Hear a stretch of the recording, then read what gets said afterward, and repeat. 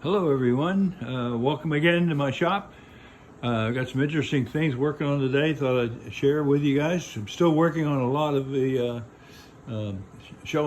drawers out of the maple, and here's where I'm kind of on this last batch I'm working on. You can see I've got the tails out here that I'm working on right now, and I got the pins are over here on the other side. But I'm putting the grooves in for the bottom shelf. And yeah, that looks like a pretty simple procedure. A lot of people will run it through the table saw, straight on through. The only issue with that when I'm doing, this kind of work, I don't want those dovetails to be marred up in any way where they show through. A lot of times that shows through when you run it on the table saw, if you know what I mean.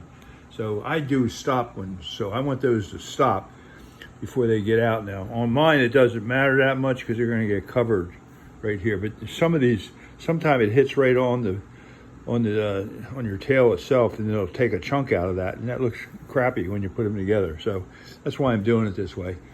But I've got the Shaper Origin set up over here, handheld CNC. And interesting thing here today is these are a little bit too long for what Shaper's capable of doing, going sideways. I could come up with a new rig and run them long ways, and because it can do more length. But I've got something I did just as simple, I think. What I did, and you can see in the track here on the screen. I'll bring it over so if it changes, there it goes.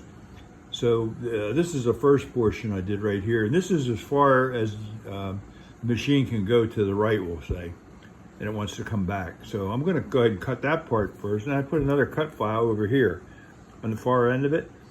And I can take the Shaper Origin off of the thing in seconds, just pulling the levers up on it, and cut those by hand, because I can cheat a little bit then and turn the camera a little sideways so Shaper can see all those dominoes.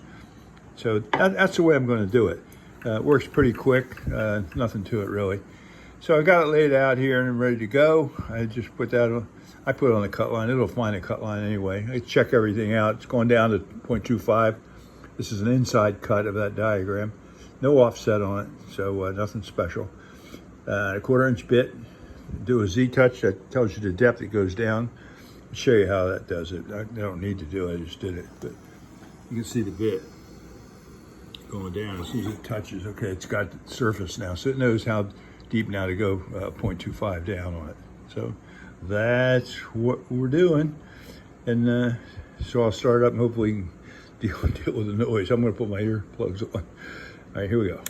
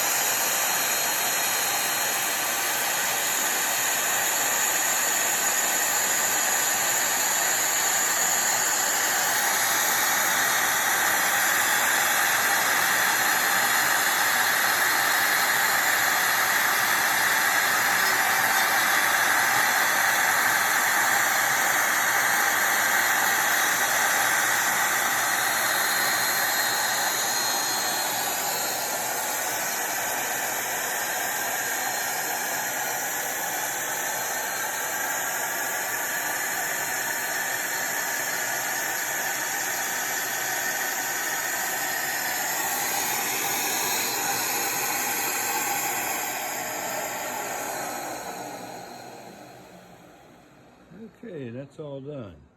I didn't know if you noticed, but the way this is set up, it goes down in 3 passes of how I set up. So I'll show you the difference. There's a cutting pass that'll go to those depths. The first one was at 0.125, then a 1/4 inch. And the offset is how far it stays away from the final line that you set up for it. Then here it's 0.025. And then on the final pass, after the depth is all done, it'll go to 0. So it takes that real fine area off for the final dimension. And that's how it does this to look so good. And just look how nice that cut is. I don't know if you can see it good or not, but man, it's just as nice. And that's a 1/2 inch, just as good. Now over here is what I was talking about, where I don't have quite enough room for that to do it automatically. And I could reposition a piece of wood and then finish it up. It's such a small area. I'm just going to unhook shaper and take it and push that out of the way and bring the shaper over here and cut it myself by hand on there. It takes 2 seconds. Same thing, I'll use the same cut pass that I used before. I'll go down 0.125, then 0.15, and then and finish it up. Okay.